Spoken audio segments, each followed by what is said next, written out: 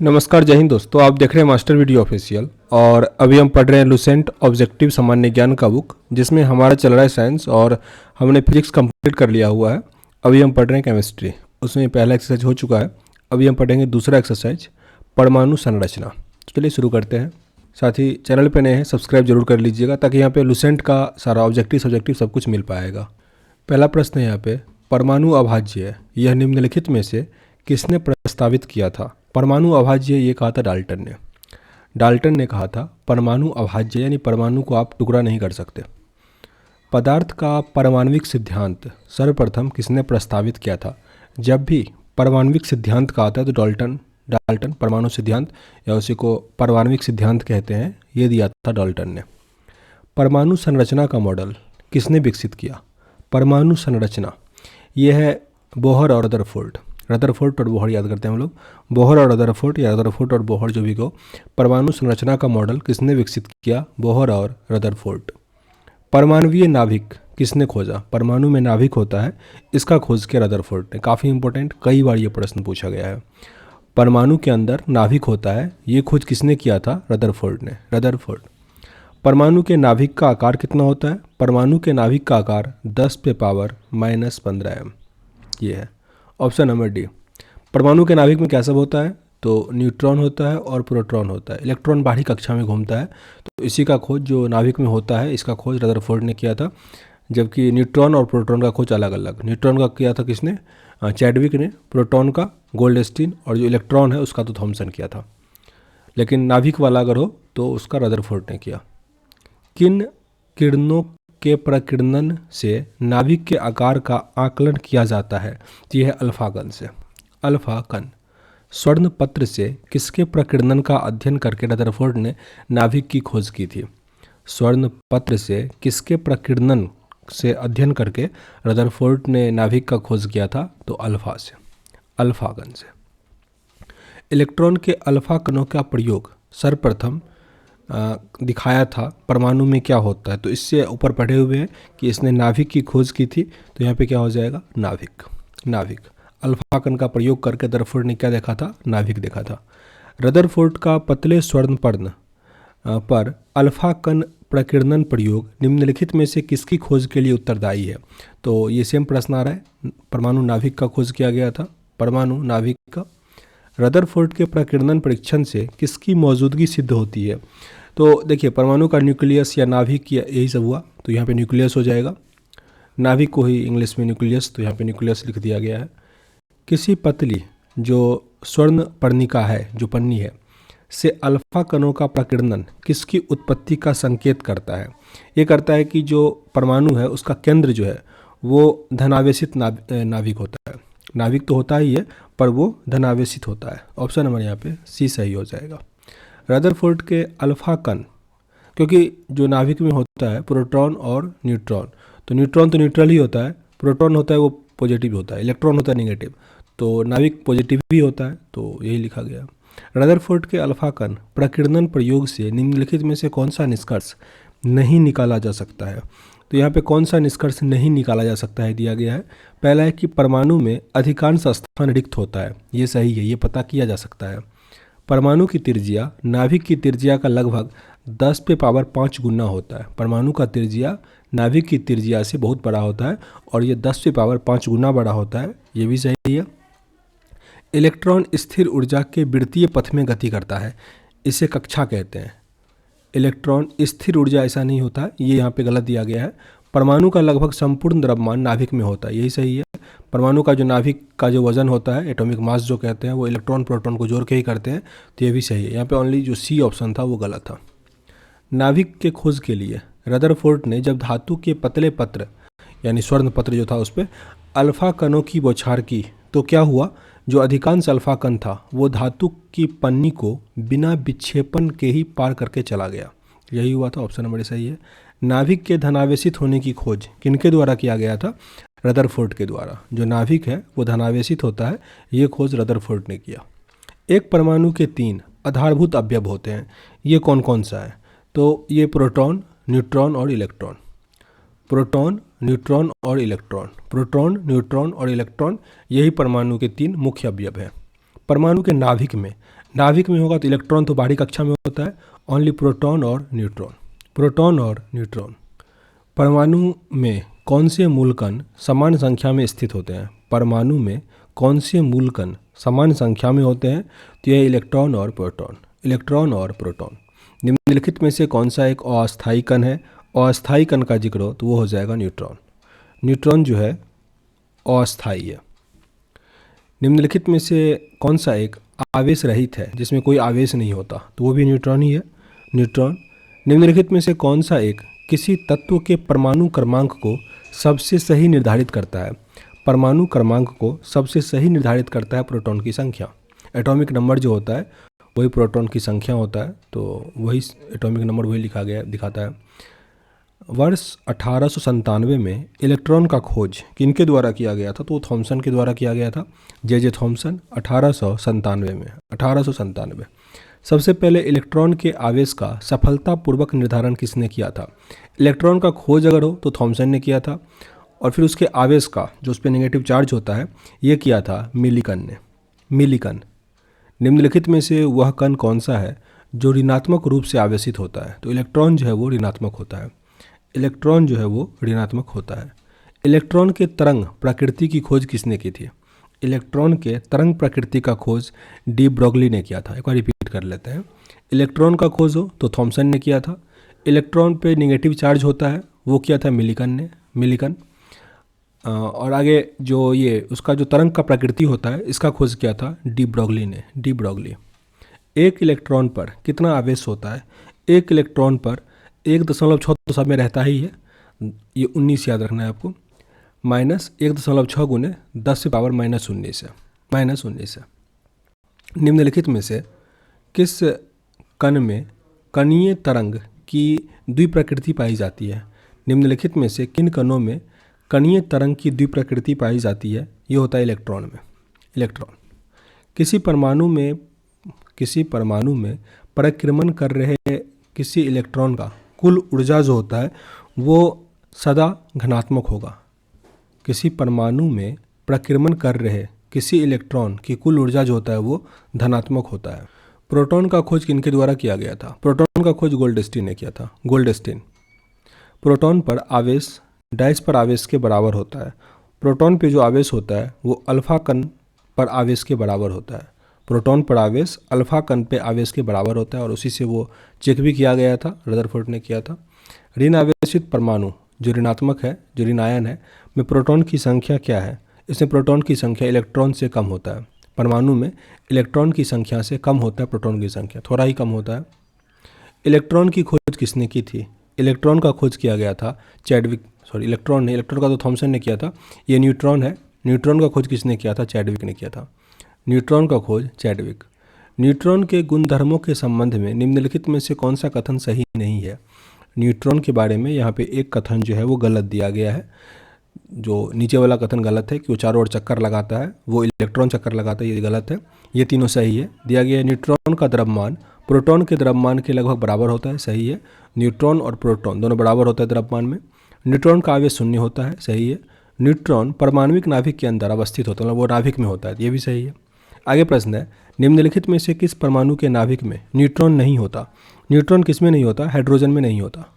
Neutron काफ़ी important प्रश्न है ये, जो किसके परमाणु के नाभिक में न्यूट्रॉन नहीं होता? तो ये है हाइड्रोजन, हाइड्रोजन। इसीलिए हाइड्रोजन का जो एटॉमिक नंबर, एटॉमिक मास होता है, दोनों सेम होता है। कई बार ये प्रश्न आता है कि किसका atomic number, atomic mass same होता है, तो वो हाइड्रोजन है। पॉजिट्रॉन का खोजकर्ता कौन है? पॉजिट्रॉन का खोज किया था एंडरसन ने। एंडरसन ने किया था पॉजिट्रॉन का खोज। पॉजिट्रॉन किसका प्रतिकरण है? Anti particle. पॉजिट्रॉन किसका एंटी पार्टिकल है? तो इलेक्ट्रॉन का, इलेक्ट्रॉन। एक भारतीय वैज्ञानिक जिसका नाम एक विशिष्ट मूल कण के साथ जुड़ा हुआ है, उनका नाम है जो बोस है, बोस आइंस्टीन जो कहते हैं, तो बोस। किस न्यूक्लियर कण में कोई द्रव्यमान पर कोई आवेश नहीं होता किंतु प्रचक्रण होता है?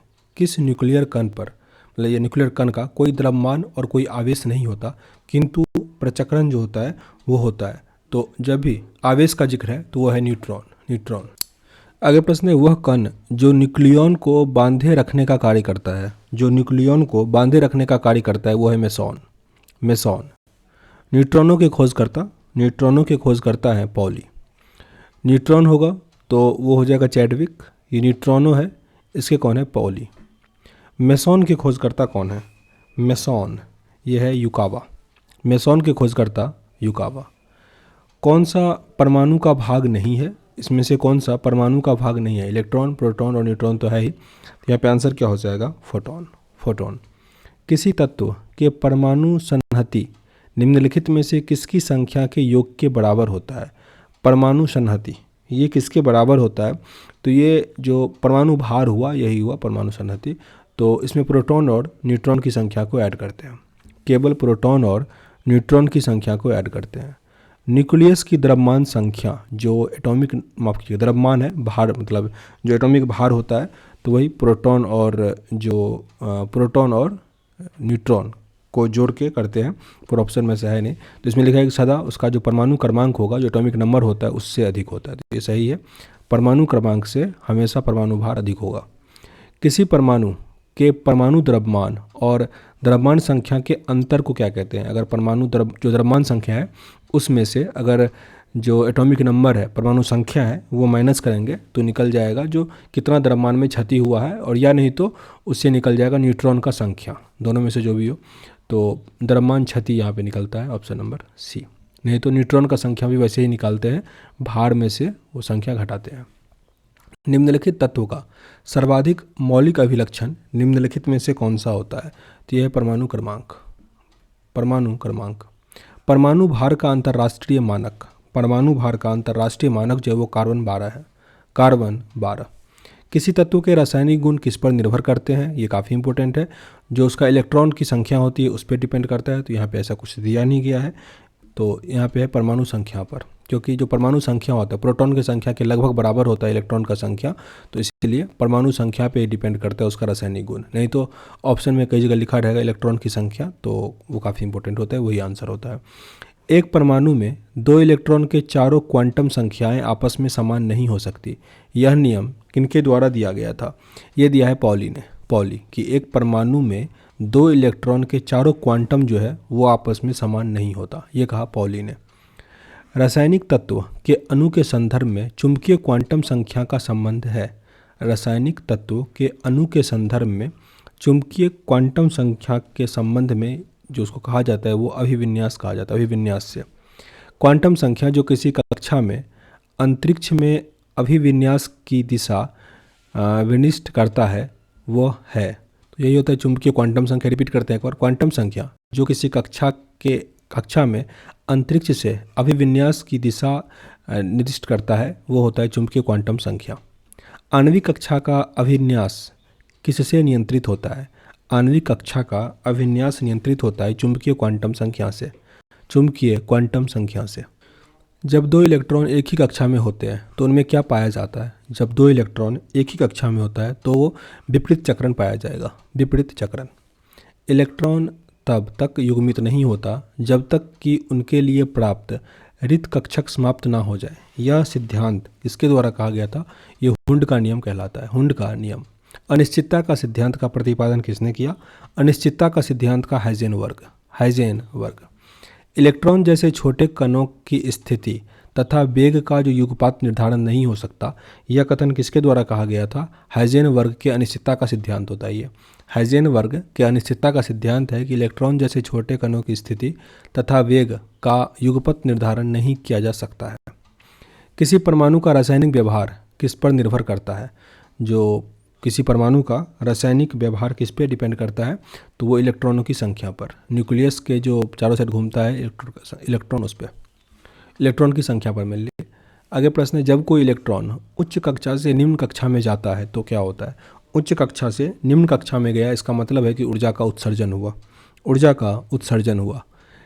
निम्न युग्मों में से कौन सा एक कण प्रतिकण युग्म है? इसमें से कौन सा एक कण प्रति युग्म है? तो इलेक्ट्रॉन पॉजिट्रॉन।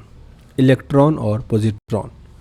किसी नाभिक का परमाणु क्रमांक Z है और उसका द्रव्यमान संख्या m है, तो न्यूट्रॉन का संख्या, तो इसमें से आप जो द्रव्यमान संख्या है इसमें से परमाणु संख्या घटाओगे तो वो निकलता है, तो m - Z।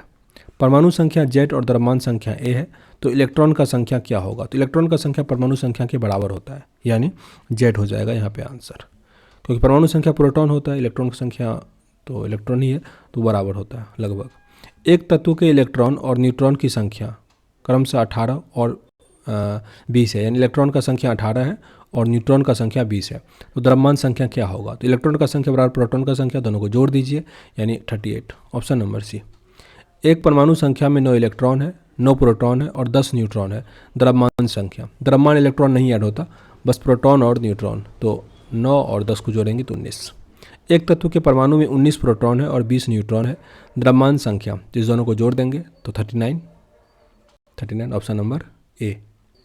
किसी तत्व के परमाणु में 2 प्रोटॉन, 2 न्यूट्रॉन और 2 इलेक्ट्रॉन है, तो उस तत्व की द्रव्यमान संख्या, प्रोटॉन न्यूट्रॉन ऐड होता है तो 4 हो जाएगा। एक परमाणु की द्रव्यमान संख्या 23 है, परमाणु क्रमांक 11 है, प्रोटॉन की संख्या ज्ञात करना है। तो जो परमाणु क्रमांक होता है वही होता है प्रोटॉन की संख्या, तो हो जाएगा 11। यहाँ पे दिया गया एक तरफ ये जो नीचे वाला होता है वो परमाणु संख्या होता है और ऊपर जो होता है परमाणु भार होता है। कहीं अधिक वाला भार हो गया और ये वाला संख्या हो गया, तो इसमें न्यूट्रॉन और प्रोटॉन की संख्या निकालना है। प्रोटॉन का संख्या यही हो जाएगा जो नीचे वाला है 88, तो दूसरा टर्म 88 देखिए यहाँ दोनों पे है। और न्यूट्रॉन का संख्या होते हैं परमाणु भार में से अगर माइनस कर दें तो लास्ट में 8 होगा, क्योंकि 6 में से 8 जाएगा 8, तो यही हो जाएगा अपना आंसर ए। कार्बन का परमाणु क्रमांक 6 है और परमाणु भार 12 है, तो नाभिक में कितने प्रोटॉन है? तो जितना परमाणु संख्या है वही प्रोटॉन है, यानी 6।